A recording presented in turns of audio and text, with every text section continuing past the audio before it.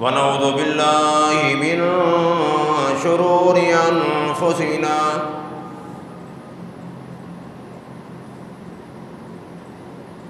ومن سيئات أعمالنا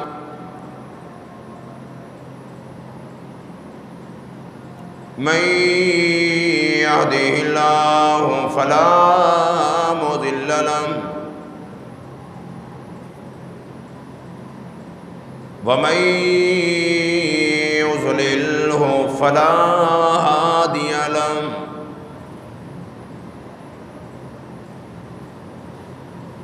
ونشهد أن لا إله إلا الله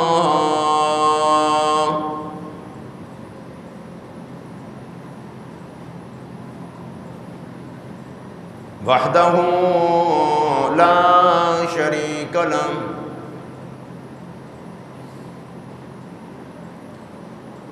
لا شريك له ولا نذير له ولا مثال له ولا مثل له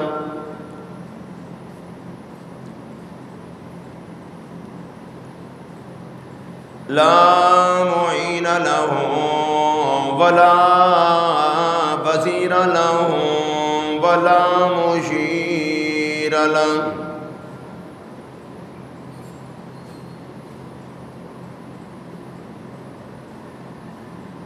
ونشهد أن سيدنا ومولانا وسندنا وكبيرنا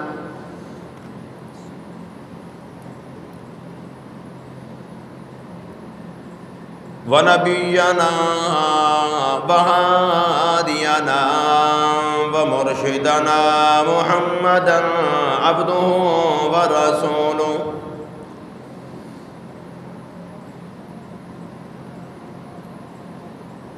أرسله بالحق بشيرا ونذيرا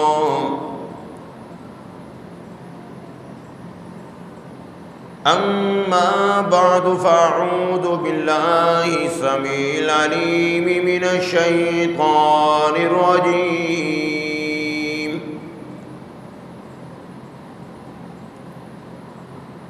بسم الله الرحمن الرحيم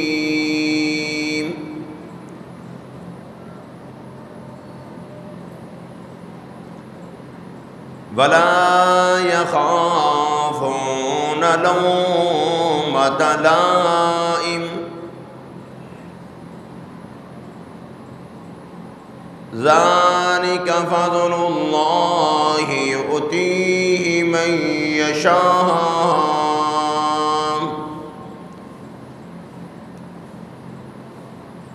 والله واسع عليم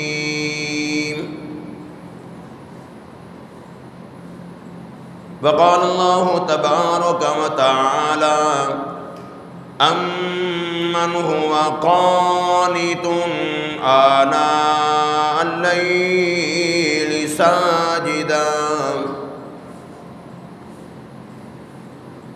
ساجدا وقائما يحذر الآخرة ويرجو رحمة ربه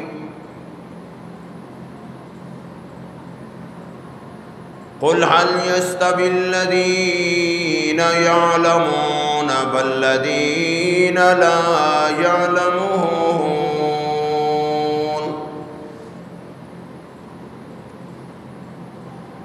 إنما يتذكر أولو الألباب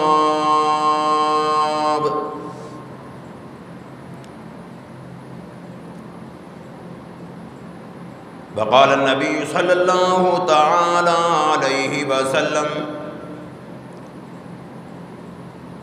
المسلم من سلم المسلمون من لسانه يدي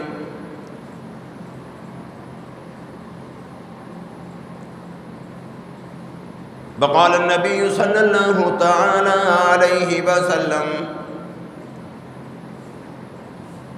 أرحم أمتي بأمتي أبو بكر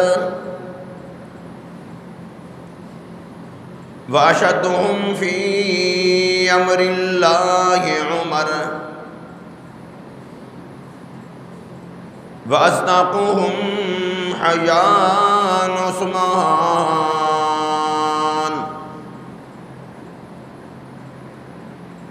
وأقصاهم علي رضوان الله تعالى عنهم أجمعين. صدق الله العظيم وصدق رسوله النبي الكريم ونحن على ذلك لمن الشاهدين والشاكرين والحمد لله رب العالمين.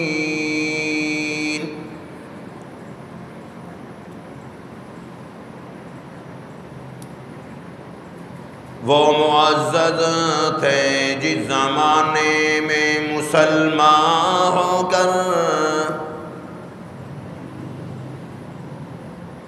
وہ معزز تھے جس زمانے میں مسلمان ہو کر، ہم ذلیل و خارق ہوئے تارک قرآن ہو کر.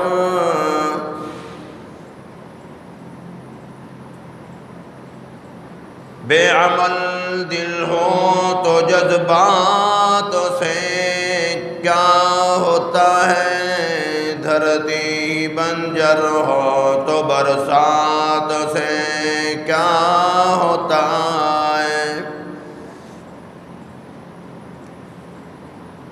ہے عمل لازمی تکمیل تمنا کے لیے، ورنہ رنگین خیالات سے کیا ہوتا ہے. اللہم صلی علی محمد وعلی آل محمد کما صلیت علی ابراہیم وعلی آل ابراہیم انکا حمید مجید. اللہم بارک علی محمد وعلی آل محمد کما بارکت علی ابراہیم وعلی آل ابراہیم انکا حمید مجید.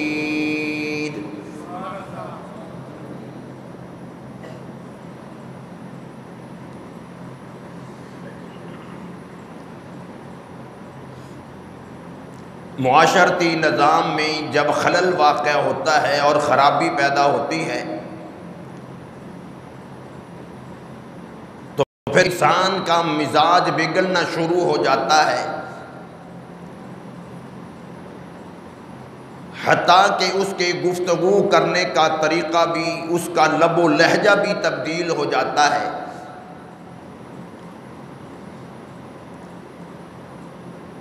بعض لوگوں کے الفاظ تو اچھے ہوتے ہیں لیکن ان کا بولنے کا انداز اچھا نہیں ہوتا.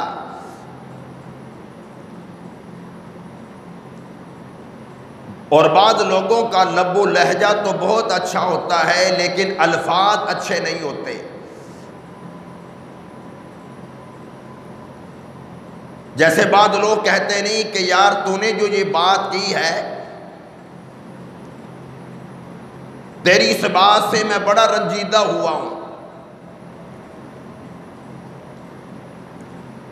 اور بعض لوگ ایسے ہوتے ہیں جن کے الفاظ بھی اچھے ہوتے ہیں، لب و لہجہ بھی اچھا ہوتا ہے.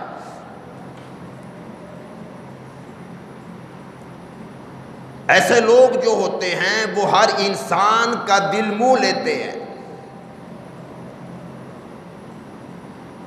بچوں سے لے کر جوانوں تک، جوانوں سے لے کر بڑھاپے تک، ہر آدمی کے دل میں وہ گھر کر جاتے ہیں جن کا لب و لہجہ اچھا ہوتا ہے، جن کا اخلاق اچھا ہوتا ہے.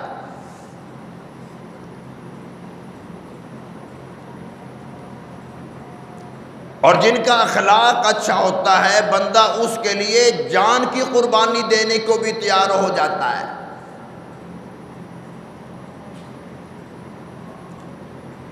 آپ دیکھتے نہیں، گھر کا ملازم ہے، گارڈ رکھا ہوا ہے، اگر مالک کو کوئی خطرہ درپیش ہوتا ہے اور مالک کا لب و لہجہ اس کے ساتھ اچھا ہوتا ہے، اس کا اخلاق اچھا ہوتا ہے، تو وہ اپنے مالک کے لیے جان بھی وہ گارڈ دے دیتا ہے۔ گھر میں کئی ڈاکو بھی آ جائیں، وہ ان سب کا اکیلے ہی مقابلہ کرتا ہے۔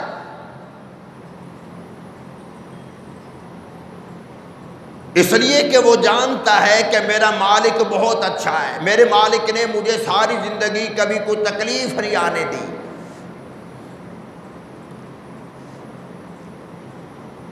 اور ساری کائنات میں مدنی کریم صلی اللہ تعالی علیہ وسلم کے گفتگو کرنے کا طریقہ سلیقہ بھی نرالا تھا اور آپ کا لب و لہجہ بھی نرالا تھا۔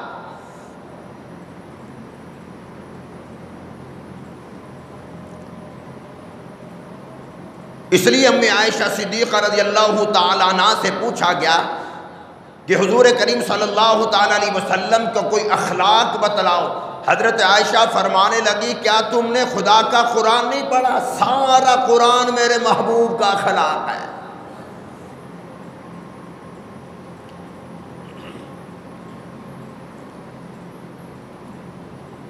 نماز اپنی جگہ، روزہ اپنی جگہ، حج اپنی جگہ، زکوٰۃ اپنی جگہ،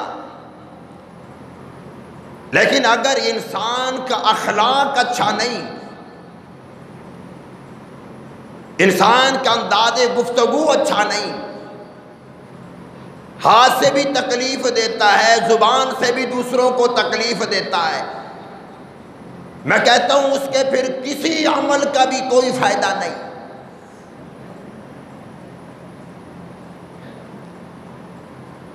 مدنی کریم صلی اللہ تعالیٰ علیہ وسلم نے ارشاد فرمایا، المسلم من سلم المسلمون من لسانہ ویدہ، مسلمان وہ ہیں جس کی ہاتھ سے، جس کی زبان سے دوسرے مسلمان محفوظ رہیں۔ نمازیں بھی پڑھتے رہو، ساتھ ظلم و زیادتیاں بھی کرتے رہو،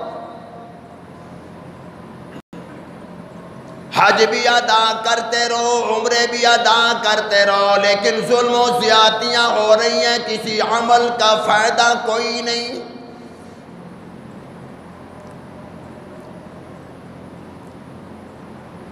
صحابہ کرام نے عرض کی، یا رسول اللہ صلی اللہ تعالی علیہ وسلم، انسان دنیا سے چلا گیا، کیا کوئی اس کی مسلمان کی کوئی ایسی نشانی ہو کہ ہم وہ نشانی دیکھ کر سمجھ جائیں کہ یہ سیدھا جنت میں جائے گا؟ ارشاد فرمایا مدنی کریم صلی اللہ تعالی علیہ وسلم نے، فرمایا جب انسان میرا امتی مسلمان جب دنیا سے چلا جائے، جب لوگ اس کے اخلاق کی تعریف کریں، اچھا انسان ہونے کی تعریف کریں، اچھے اخلاق کا مالک تھا، لوگ اس کے مرنے کے بعد جب اس سے کوئی لالچ نہ ہو، کوئی مطلب نہیں، اب وہ دنیا سے چلا گیا ہے اور اکثر لوگ اس کے اخلاق کی تعریف کریں، سمجھ لیا کرو یہ سیدھا جنت میں جائے گا۔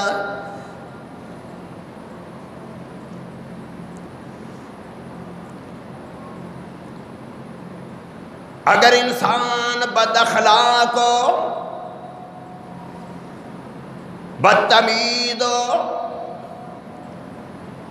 گالیاں بکتا ہو، ظلم و زیادتیاں کرتا ہو، بے شک عبادت گزاری کیوں نہ ہو، تہجد گزاری کیوں نہ ہو، بد اخلاق انسان جنت میں نہیں جا سکتا۔ جناب سیدنا عمر فاروق رضی اللہ تعالیٰ عنہ فرمایا کرتے تھے تلوار کا زخم مٹ جاتا ہے لیکن زبان کا زخم نہیں مٹتا۔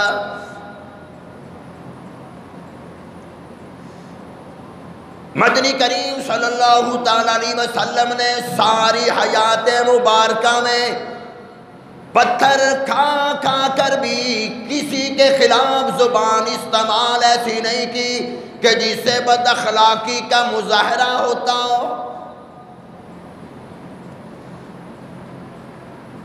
اس سے بڑھ کر اخلاق کیا ہو سکتا ہے؟ وہ مارتے جا رہے ہیں، پتھر مارتے جا رہے ہیں، طرح طرح کی اذیتیں دے جا رہے ہیں اور آمنہ کلال دعائیں دیتے جا رہے ہیں۔ امام الانبیاء پتھر کھا کھا کر بھی دعا دے رہے ہیں، اللہم اہدی قومی فإنہم لا یعلمون۔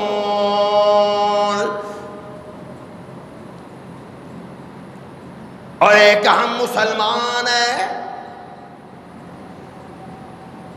گالی گلوچ کی بات تو الگ رہی، ہمارے ساتھ کسی کا لب و لہجہ میرے مزاج کے مطابق نہ ہو، مجھ سے یہ بھی برداشت نہیں۔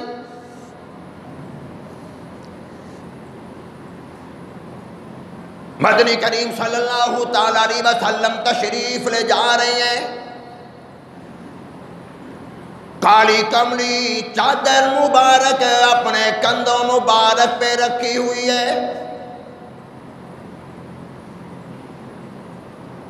صحابہ کرام فرماتے ہیں ایک انسان آیا، نبوت کی چادر زور سے پکڑ کر زور سے کھینچی، نبی کے گردن مبارک پہ زخم آ گیا۔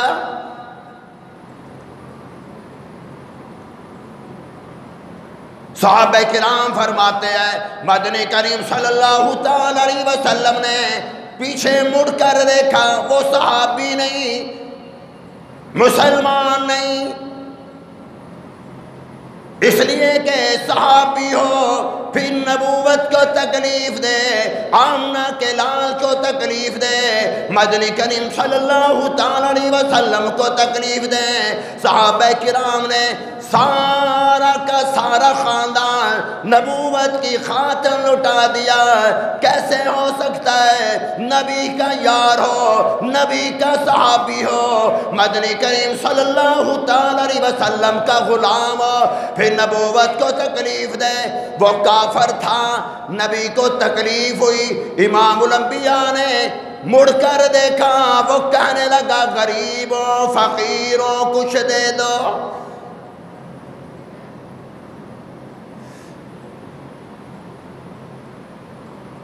امام الانبیاء نے یہ نہیں فرمایا کیا تیرے مانگنے کا یہ انداز ایسا کیوں؟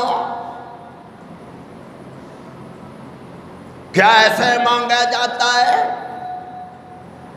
تو نے میری گردن دبا دی، اتنی زور سے چادر کھینچی، آپ نے یہ نہیں فرمایا کہ تو نے مجھے کیوں تکلیف دی؟ اگر فقیر آدمی اشارے پر ہماری گاڑی کا شیشہ کھڑکا دے، اپنی انگلی لگا دے، ہم یہ برداشت نہیں کرتے، شیشہ نیچے کر کے اس کو گالیاں بک دیتے ہیں۔ نبوت کی چادر زور سے کھینچی گئی، گلے مبارک پہ زخم آ گیا، مدنی کریم صلی اللہ تعالیٰ علیہ وسلم نے ڈانٹا نہیں، کچھ پاس نہیں تھا، صحابی کو فرمائی سے کچھ دے دو، اس فقیر کو کچھ مل گیا، فوراً اس نے محمد کا کلمہ پڑھ لیا۔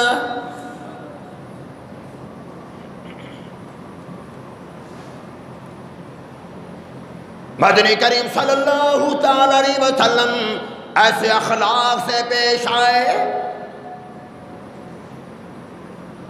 اور میرے تیرے خیال میں حضور صلی اللہ علیہ وسلم کو ایک مرتبہ تو ڈانٹ دینا چاہیے تھا نا، تاکہ یہ دوبارہ حرکت نہ کرتا۔ امام الانبیاء نے ڈانٹنا کیا تھا؟ اس کی طرف چہرہ انور کر کے مسکرا پڑے، ارے نبی کی مسکراہٹ، پیغمبر کا ہنسنا، مدنی کریم صلی اللہ تعالیٰ علیہ وسلم کا مسکرانا، نبی ہنستے تھے خدا فوراً جنت کے 8 دروازے کھول دیتا تھا۔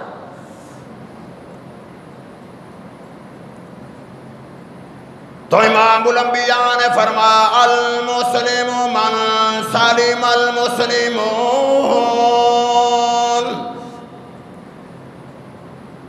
من لسانہ ویدہ،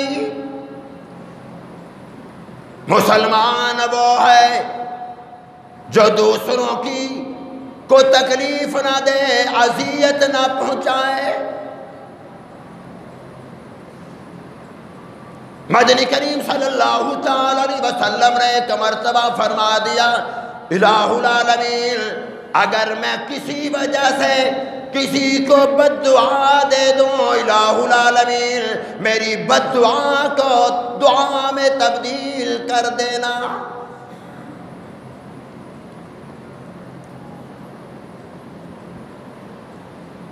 جناب سیدنا عمر بن عبدالعزیز رحمت اللہ علیہ،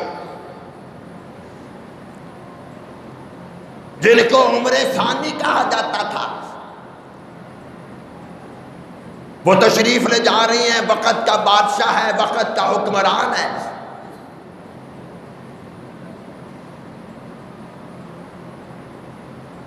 راستے میں رش لگا ہوا تھا،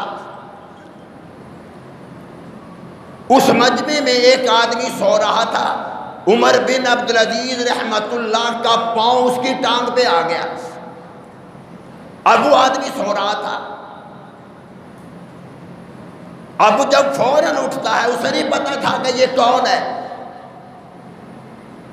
اس نے فوراً کہا انتم اعمیٰ، کیا تم اندھے ہو؟ یہ وقت کے حکمران کو کہا جا رہا ہے، عمر ثانی کو کہا جا رہا ہے، عمر بن عبدالعزیز رحمت اللہ کو کہا جا رہا ہے، کیا تم اندھے ہو؟ عمر بن عبدالعزیز رحمت اللہ فرمان لگے ہاں میں اندھا ہوں۔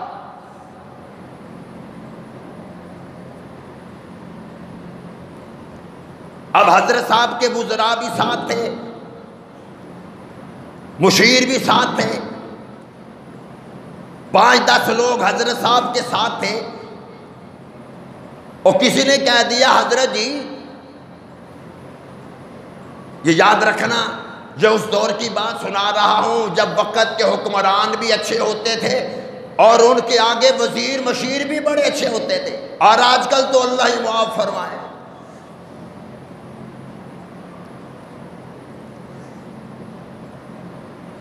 یاد رکھنا، چلتے چلتے ایک بات عرض کر دوں، حکمرانوں کی نیتوں میں جب فتور آتا ہے، معاشرے میں اس ملک کے نظام میں پھر خرابیاں شروع ہو جاتی ہیں۔ ایک بادشاہ جا رہا تھا، انار کے باغ کے پاس سے گزرے، اسے انار بڑے اچھے لگے،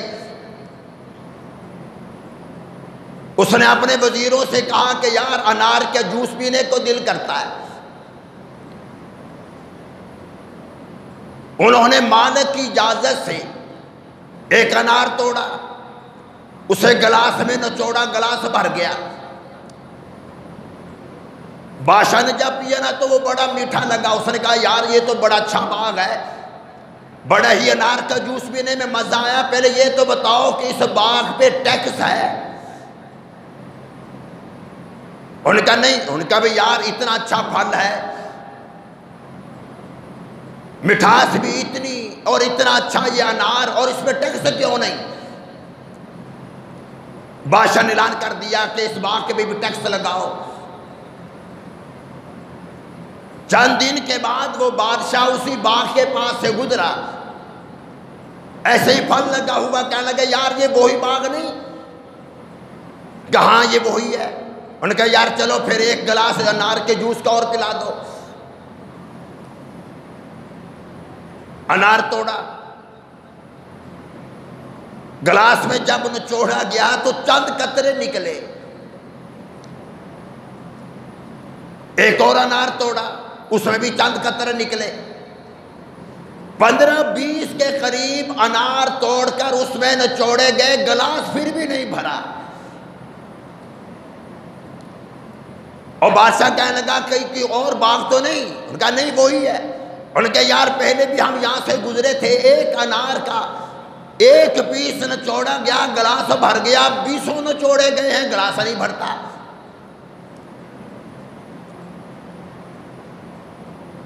ایک بڑا اچھا مشیر تھا، کہنے لگا حضرت جی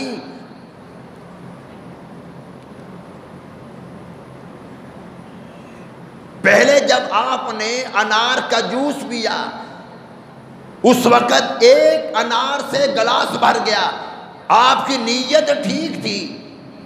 اب آپ نے ٹیکس لگا دیا، آپ کی نیت میں فطور آ گیا، پروردگار عالم نے برکت ہی چھین لی.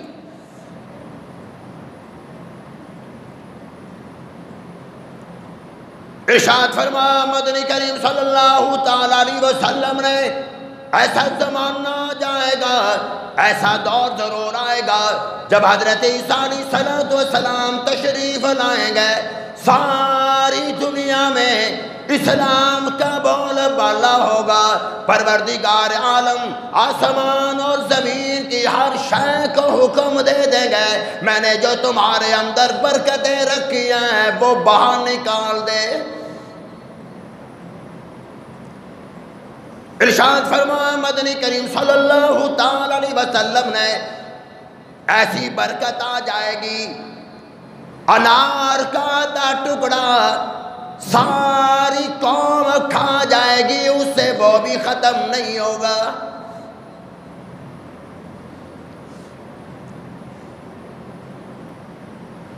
فرمایا سارے علاقے والے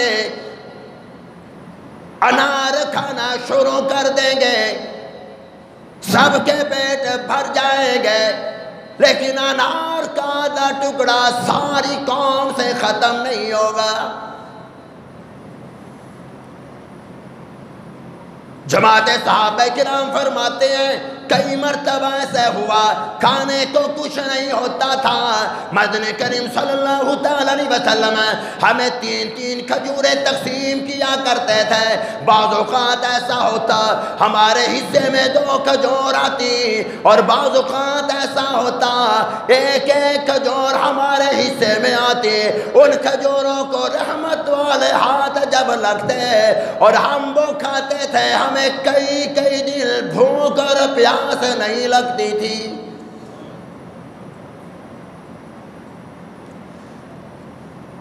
ایک مرتبہ صحابی نے ابو بکر صدیق رضی اللہ تعالیٰ عنہ سے پوچھ لیا، ابو بکر صدیق رضی اللہ تعالیٰ عنہ کبھی ایسا بھی ہوا کہ بھوک لگی ہو کھانے کو کچھ نہ ہو؟ جناب سیدنا ابو بکر صدیق رضی اللہ تعالیٰ عنہ فرمانے لگے ایک مرتبہ نہیں یہ کئی مرتبہ ایسا ہوا ہے. اور صدیق اکبر پھر کیا کرتے ہو؟ جناب سیدنا ابو بکر صدیق رضی اللہ تعالیٰ عنہ فرمانے لگے جب کھانے کو کچھ نہیں ہوتا تھا اپنے حضور کریم صلی اللہ تعالیٰ علیہ وسلم کے ذات اقدس پر ہم درود شریف پڑھا کرتے تھے. جب درود شریف پڑھ لیتے کئی دل ہمیں بھوک پیاس نہیں لگتی تھی. تاجدار ختم نبوت، تاجدار ختم نبوت، شان صحابہ، شان اہل بیت. تو ارشاد فرمایا مدنی کریم صلی اللہ تعالی علیہ وسلم نے لوگوں اپنے اخلاق اچھے کرو.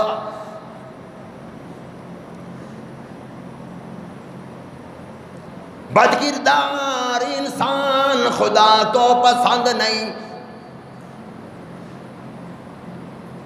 بد اخلاق انسان بھی خدا کو پسند نہیں. علماء کرام نے لکھا ہے بد اخلاق جب قبر میں انسان رکھ دیا جاتا ہے، بد کردار جب قبر میں رکھ دیا جاتا ہے، جن کا معاشرے میں اخلاق اچھا نہیں ہوتا، محلے دار اس سے تنگ ہوتے ہیں، رشتہ دار اس سے تنگ ہوتے ہیں، اس کے لب و لہجے سے دو ساتھی اس سے پریشان تھے۔ ایک وقت آ گیا سب کو چھوڑ کر وہ قبر میں آ پہنچا۔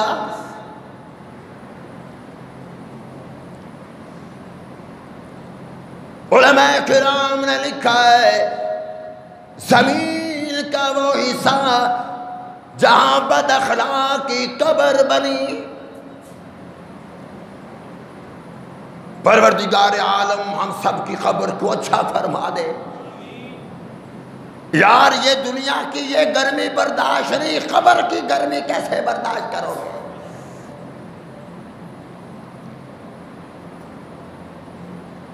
پنکھوں کے نیچے بیٹھے ہو، چلر کے نیچے بیٹھے ہو، اے سیوں میں بیٹھتے ہو، پھر بھی گرمی برداشت نہیں۔ خدا کی قسم قبر میں نہ پنکھا ہوگا، نہ اے سی ہوگا، نہ چلر ہوگا۔ اگر ہم یہ چاہتے ہیں کہ قبر میں اے سی لگ جائے، وہ نماز ہے، روزہ ہے، زکوٰۃ، حج ہے، اور اچھا اخلاق ہے، اور اچھا کردار ہے۔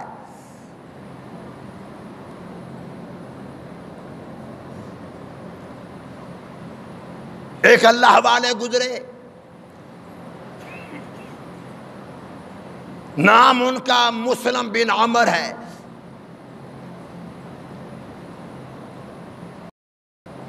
فرماتے ہیں کہ میں بیٹھا ہوا تھا، مجھے خیال آیا کہ ہمارے گھر کا قبرستان ہے، اس کا جو گورکن ہے قبر نکالتا ہے، قبریں کھودتا ہے، یار وہ میرا یار ہے، دوست ہے، چلو جا گورکن سے جا کر کچھ قبر کے حالات تو معلوم کروں کہ ہزاروں لوگوں کی قبریں اس نے کھودی ہے، کہ کوئی واقعہ کوئی سنا دے۔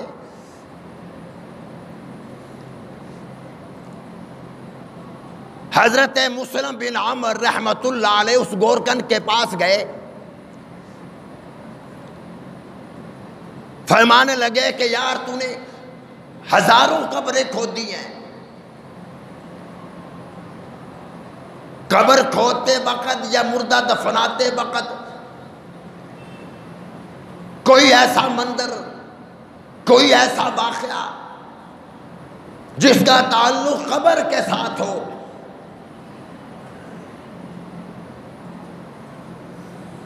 جب یہ بات کی تو گورکن کی آنکھوں میں آنسو آ گئے۔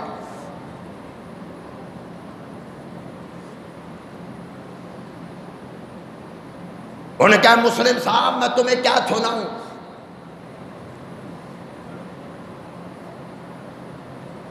میری عادت تھی کہ میں 2-4 قبریں جو ہیں وہ انڈواس ہی کھود کے رکھتا تھا، تاکہ میرے لیے بھی آسانی ہو، دوسرے لوگوں کے لیے بھی آسانی ہو۔ میں نے 3 قبریں کھودی۔ جب 3 قبریں میں نے کھود لی، رات کو میں سو رہا تھا، بات توجہ سے سننا، میں سو رہا تھا تو خواب میں مجھے 2 فرشتے آتے ہوئے دکھائی دیے۔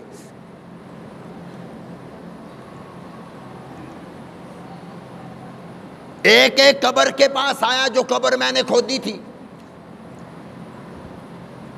ایک سرہانے کی طرف کھڑا ہو گیا، ایک پاؤں کی طرف کھڑا ہو گیا۔ جو سرہانے کی طرف کھڑا تھا وہ پاؤں کی طرف جو کھڑے ہونے والے کے پاس رجسٹر تھا، اس کو وہ کہنے لگا کہ اس کی قبر جو یہاں پر آئے گا، اس قبر میں دفن ہونے والا 12 کلومیٹر شمال جنوب مشرق مغرب 12 کلومیٹر اس کی قبر جو ہے وسیع کر دی جائے، جو بھی یہاں پر دفن ہوگا۔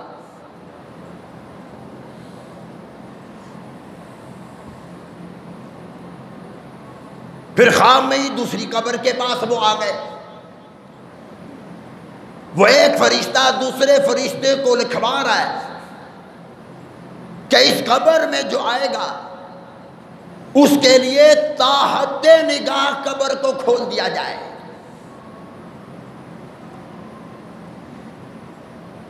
پہلی قبر کے بارے میں کہا کہ 12 میل، ہر طرف سے 12 میل اس کی قبر جو ہے وہ کھول دی جائے،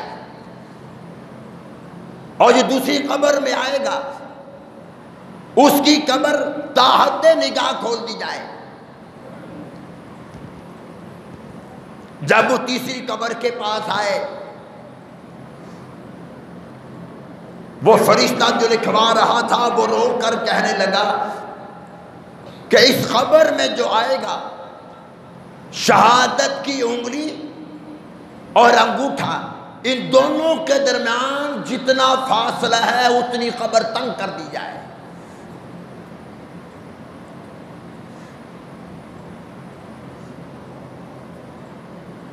وہ گورکن کہتا ہے کہ خواب ختم ہو گیا، اور میں نے تینوں قبریں اپنی نظر میں رکھی ہوئی تھی کہ پہلی قبر جن کے پاس وہ فرشتے آئے وہ کون سی ہے، دوسری کون سی ہے، اور تیسری کون سی ہے۔ 2-4 دن گزرے، ایک آدمی فوت ہو گیا۔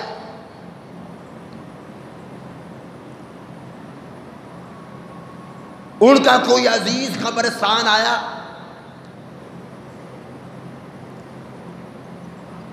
کہنے لگا مجھے ہمیں قبر دکھاؤ۔ تینوں قبریں میں نے اس کو دکھا دی۔ ان کو پہلی جو قبر تھی وہ پسند آ گئی کہ ہمارے بندے کا قد اتنا ہے، اس حساب سے یہ قبر یہ ٹھیک رہے گی۔ اس قبر کا معاوضہ پیسے مجھے دے دیے، اور جب وہ اس کو لے کر آئے اس کے جنازے میں صرف 8 آدمی شامل۔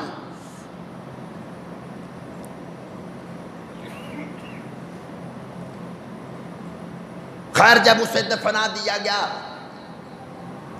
میں نے ان 8 آدمیوں میں سے کسی ایک سے پوچھا کہ میں تمہیں بعد میں بتاؤں گا کہ یہ قبر کے بارے مجھے کیا خواب آیا تھا، پہلے یہ بتاؤ کہ یہ مرنے والا کون تھا۔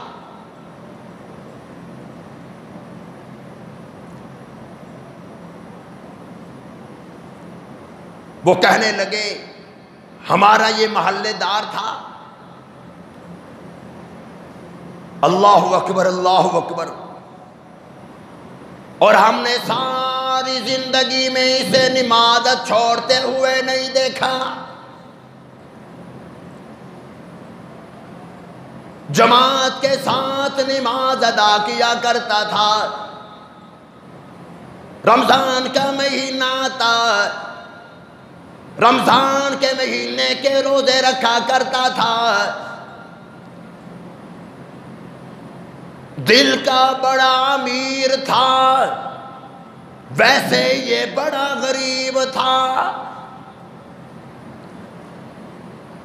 ساری زندگی غربت کی حالت میں گزاری، اب یہ حال ہے دنیا سے چلا گیا، محلے دار اس کے جنازے میں نہیں آئے، رشتہ دار اس کے جنازے پہ نہیں آئے، حلقے کے لوگ، علاقے کے لوگ اس کے جنازے پہ نہیں آئے، اس لیے غریب تھا، کس کو منہ دکھانے کے لیے وہ آتے۔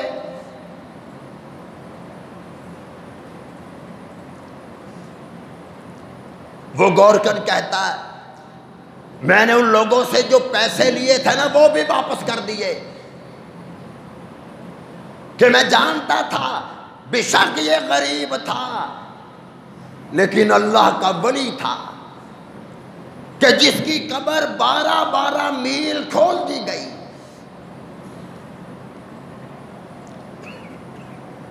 چند دن گزرے اور چند لوگ آئے، قبر میں نے چونکہ پہلے تیار کر رکھی تھی، ان کو وہ دوسری قبر جو ہے وہ پسند آئی، اس لیے وہ اپنے میت کے قد کاٹ کو دیکھ کر انہوں نے قبر کو دیکھا۔ جب جنازہ آیا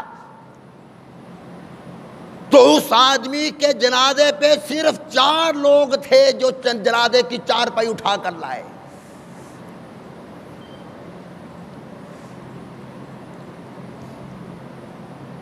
اور یہ وہ قبر تھی کہ جو گورکن کو خام میں بتلایا گیا کہ جو یہاں پر جو دفن ہوگا اس کی قبر تا حد نگاہ جو ہے وہ کھول دی جائے.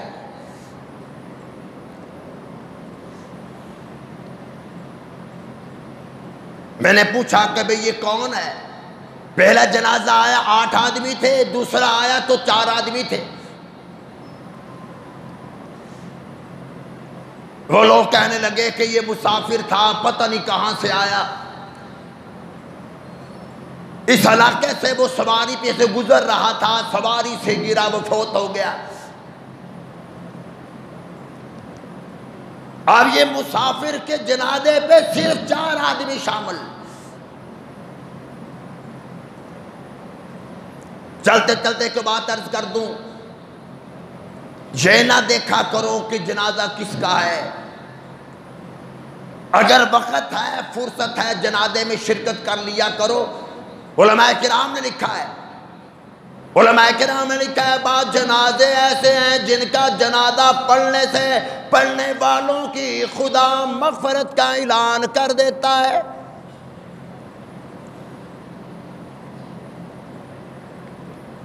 بھئی یہ مسافر ہے، ہمیں پتہ نہیں یہ کہاں سے آیا.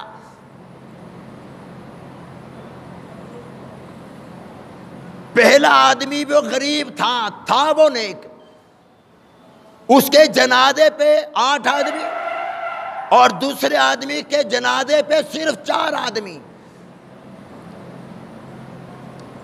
اور پہلی قبر میں دفن ہونے والا اس کی قبر 12 میل کھول دی گئی. دوسری قبر میں مسافر دفن ہونے والا اس کی قبر کو تا حد نگاہ کھول دیا گیا.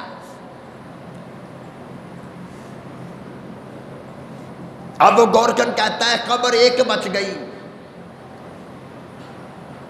جس قبر کے بارے میں خام میں مجھے دکھایا گیا کہ اس قبر میں جو دفن ہوگا اس کی قبر شہادت کی انگلی اور انگوٹھے کا جتنا درمیان کا فاصلہ ہے بس اتنی کھول دی جائے.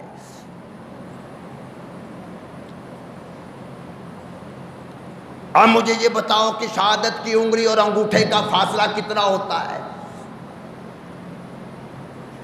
خدا نہ خواستہ کسی کی قبر اتنی تنگ ہو جائے تو اس کا کیا حال ہوگا.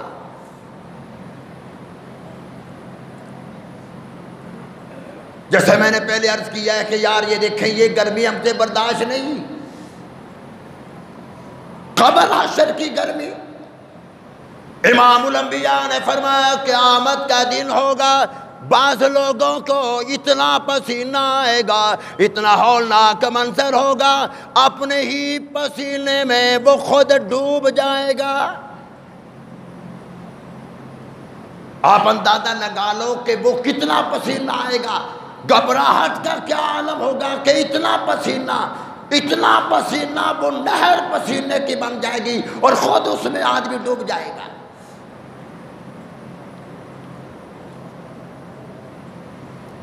عثمان غنی رضی اللہ تعالیٰ عنہ قبر کو جب دیکھتے تو آنکھوں میں آنسو آ جاتے. عثمان کیوں روتے ہو؟ فرمایا یہ انسان کی پہلی منزل ہے، اگر اس میں نکل گیا ساری منزلیں آسان. ارے عثمان ذی النورین جن کا لقب یکے بعد دیگرے عثمان کے نکاح میں حضور صلی اللہ علیہ وسلم کی 2 بیٹیاں آئیں.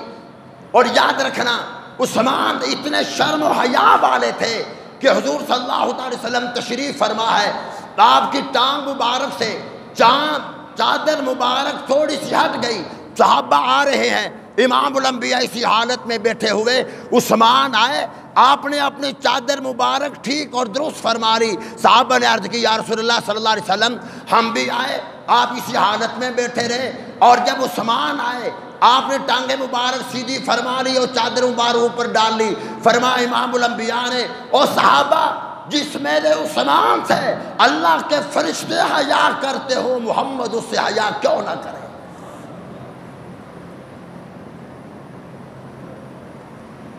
وہ قبر کو دیکھ کر رونے لگ جاتے.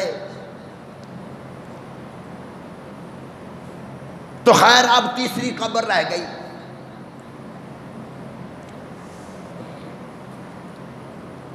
وہ بابا جی غور کر انتظار میں ہے کہ پتہ نہیں اب اس قبر میں کون بدقسمت آئے گا. چند دن گزرے، کچھ 10-15 لوگ آ گئے. قبر تیار ہے؟ غور کر کہنے لگا ہاں قبر تیار ہے، ہمیں قبر دکھاؤ. جب انہوں نے قبر دیکھی تو انہوں نے کہا کہ اس سے اور بھی کوئی اچھی قبر ہے، یعنی کہ قبر اور اچھی.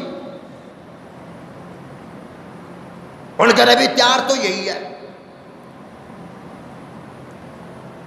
پیسے دیے. غور کر کہتا ہے کہ جب قبرستان لایا گیا، سینکڑوں نہیں ہزاروں لوگ اس میت کے ساتھ اسے دفنانے کے لیے آئے. سارا قبرستان بھر گیا. پہلی قبر میں رکھنے کے لیے دفنانے کے لیے 8 لوگ آئے ہیں، دوسری قبر میں رکھنے کے لیے دفنانے کے لیے صرف 4 لوگ ہیں، اور تیسری قبر جس کی شہادت کی انگلی اور انگوٹھے کا درمیانی فاصلہ اتنی قبر تاریک ہے، اندھیری ہے اور اتنی تنگ ہے، اس نے رکھنے کے لیے اسے دفنانے کے لیے ہزاروں لوگ آ گئے. وہ عورت کی قبر تھی. غور کر نے پوچھا یہ کون ہے؟ سب لوگ کہنے لگے یہ چودھری کی بیوی، یہ چودھری صاحب کی ماں ہے، یہ شیخ صاحب کی فلاں فلاں ہے، یہ حاجی صاحب کی یہ فلاں کی بہو ہے، یہ فلاں کی بیٹی ہے. ہزاروں لوگوں نے جنازے میں شرکت کی ہے. کہیں اس کا میاں ناراض نہ ہو جائے تم میری بیوی کے جنازے پہ نہیں آئے، کہیں اس کا باپ ناراض نہ ہو جائے میری بیٹی کے جنازے پہ نہیں آئے، کہیں بھائی اس کا ناراض نہ ہو جائے میری بہن کے دفنانے کے لیے جنازے میں تم نہیں آئے.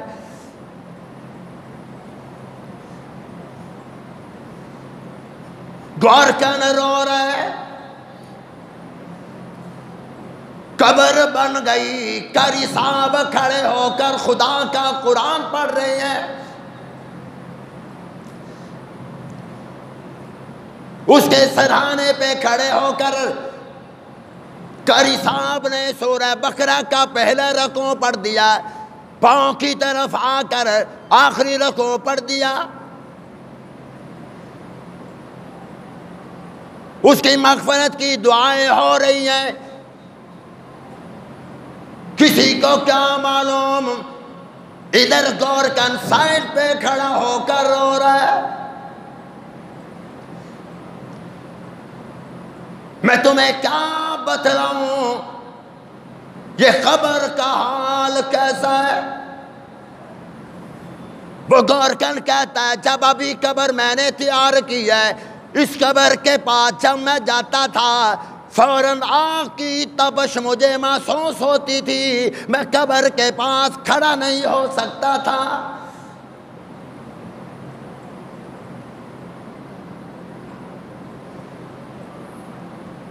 میں نے ایک سے پوچھ لیا کہ مرنے والی بتاؤ کیا کیا کرتی تھی.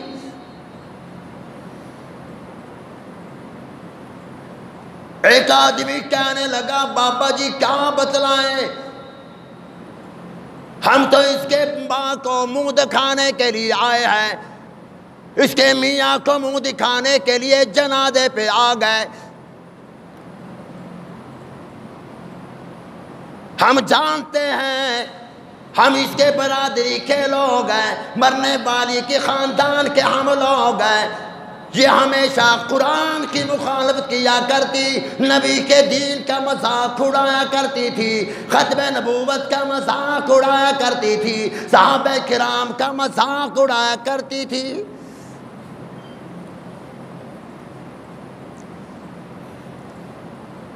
آج اس کے جنازے پہ ہزاروں لوگ آ گئے،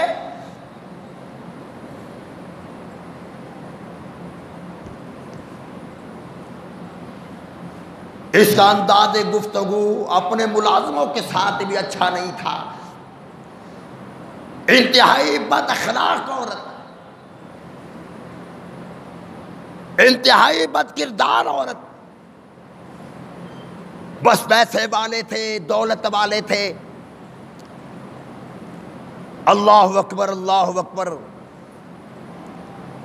دعا کیا کرو کہ ہماری زبان سے خدا کو ایسے الفاظ نہ نکال دے جس سے نبوت کی توہین ہو جاتی ہو، خدا کے قرآن کی توہین ہوتی ہو، محمد عربی صلی اللہ علیہ وسلم کے صحابہ کرام کی توہین ہوتی ہے۔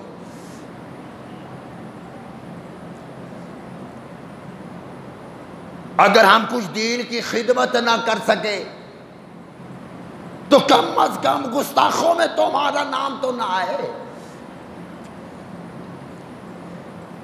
نبی کی توہین کرنے، نبی کے دین کی توہین کرنے والوں میں تو ہمارا نام نہ آئے۔ اس کی برادری والے، اس کے رشتہ دار بتلا رہے ہیں کہ گھر میں مصلی تھا، جائے نماز تھا، ان کے گھر میں قرآن تھا، لیکن ساری زندگی میں اس عورت نے کبھی قرآن اٹھا کر نہیں دیکھا۔ جب تک رات کو سونے سے پہلے 2-4 گانے نہ سن لیتی اسے نیند نہیں آتی تھی۔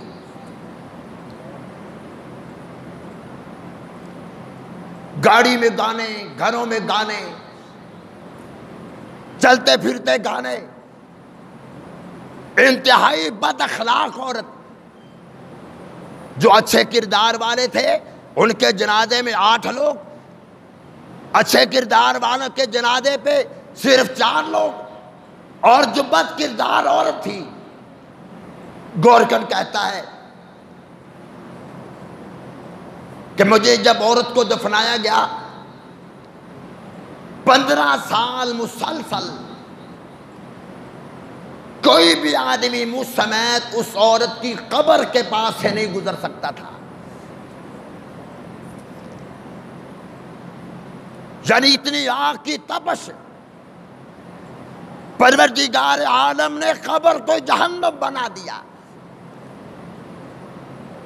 اور جو مسافر تھا، جو غریب آدمی تھا، وہ جب قبر میں رکھ دیا گیا، پروردگار عالم نے تحت نگاہ اس کی قبر کو کشادہ کر دیا۔ تو امام الانبیاء نے فرمایا کہ اپنا لب و لہجہ ٹھیک رکھو، گفتگو کا انداز اچھا رکھو، ہماری زبان سے، ہمارے کسی فعل سے کسی کو اذیت نہ ہو جائے، کسی کو تکلیف نہ پہنچے۔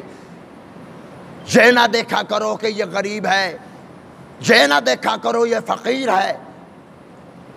ہمیں کیا معلوم کہ پروردگار عالم کے ہاں اس کا کتنا مقام ہے اور اس کی کتنی شان ہے۔ تو میں نے یہ بات عرض کی کہ نبی کا سب سے اعلیٰ اخلاق ہوتا تھا، مدنی کریم صلی اللہ علیہ وسلم کے گفتگو کا انداز، آپ کے گھریلو زندگی، آپ کی باہر کی زندگی۔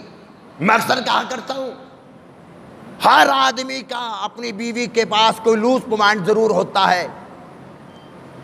جو آدمی یہ نہیں چاہتا کہ میری گھریلو زندگی، میری بیوی باہر دوستوں کو بتلائے، لیکن امام الانبیاء کا بعد اعلان تھا، اور میری بیویوں او عائشہ صدیقہ، ام سلمہ و حفصہ، خدیجہ، میری ساری زندگی جو گھر میں گزری ہے تم میری امت کو بتلا سکتی ہو، میں محمد جیسے باہر ہوتا ہوں ایسے میں محمد گھر میں ہوتا ہوں۔ یہ نہیں جیسے ہم ہیں، مسجد میں ہم اور ہیں، باہر میں ہم اور ہیں، دکان پہ ہم اور ہیں، مسجد کے ماحول میں کچھ اور ہے۔ تو بہرحال میری دعا ہے الہ العالمین ہم سب کا اخلاق اچھا کر دے، یا اونچی آواز سے کہہ دو۔ میں نے سارا موضوع اس لیے چھیڑا کہ مجھے ایک دوست نے بتایا کہ ہمارے کچھ دکاندار بھائیوں نے حالات کی وجہ سے، کرونا کی وجہ سے، یا ہفتہ اتوار چھٹی کی وجہ سے ملازمین کی تنخواہیں یا دی نہیں ہے یا کٹوتی کر کے دی، اور کچھ ہمارے دکاندار بھائیوں نے جو 2 گھنٹے پہلے دکان بند ہوتی تھی، 8 بجے دکان بند ہوتی تھی، وہ 2 گھنٹے کے حساب سے انہوں نے اس بیچارے کی تنخواہ کم کر دی کہ تو نے کام جو پورا نہیں کیا۔ اب مجھے یہ بتاؤ، جو خدا ہمیں روزی دے رہا ہے ہم خدا کا کام پورا کر رہے ہیں؟ ہمارے ذمہ خدا نے لگایا کہ 5 نمازیں پڑھو، ہم پڑھتے ہیں؟ کبھی خدا نے یہ کہا ہے کہ تم نے اپنی ڈیوٹی پوری نہیں دی، اپنی ذمہ داری پوری نہیں کی، اس لیے میں اب تمہاری تنخواہ میں یا تمہاری رزق میں کمی کروں گا؟ خدا سے تو کہتے ہو کہ ہمیں ڈبل دو، اور جب دینے کی باری آ جائے بیچارے ملازم کی تنخواہ کم کر دی، کٹوتی کر دی، اور کئی دوست 3-4 مہینے ہو گئے ابھی تک ان بیچاروں کو تنخواہ نہیں دی گئی۔ تمہیں کیا معلوم کہ اس کی ماں کی آنکھوں میں آنسو،